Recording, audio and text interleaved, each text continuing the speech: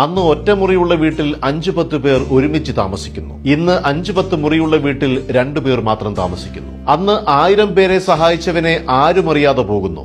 ഇന്ന് ഒരാളെ സഹായിച്ചവനെ 1000 പേരറിയുന്നു. അന്ന് അരച്ചാൺ വയറിനു വേണ്ടി നമ്മൾ കിലോമീറ്ററുകളോളം പോയി ജോലി ചെയ്യുന്നു.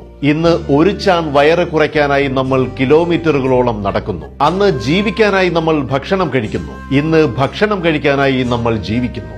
അന്ന് വീടിനകത്ത് ഭക്ഷണം കഴിച്ച് പുറത്ത് ടോയ്ലറ്റിൽ പോകുന്നു.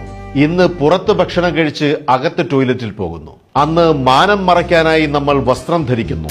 ഇന്ന് മാനം തുറന്നു കാട്ടാനായി നമ്മൾ വസ്ത്രം ധരിക്കുന്നു. അന്ന് കീറിയ വസ്ത്രങ്ങളും തുന്നിയെടുത്ത് നാം ഉപയോഗിക്കുന്നു. ഇന്ന് തുന്നിയെടുത്ത വസ്ത്രങ്ങൾ നാം കീറിപ്പറിച്ചുപയോഗിക്കുന്നു. അന്ന് അധ്യാപകരുടെ കയ്യിൽ നിന്നും അടി കിട്ടാതിരിക്കാൻ കുട്ടികൾ പ്രാർത്ഥിക്കുന്നു. ഇന്ന് കുട്ടികളുടെ കയ്യിൽ നിന്ന് അടി കിട്ടാതിരിക്കാൻ അധ്യാപകർ പ്രാർത്ഥിക്കുന്നു. നാം പിന്നിട്ട വഴികൾ ഒന്ന് തിരിഞ്ഞു നോക്കാൻ ആരോ എഴുതിയ അർത്ഥവത്ത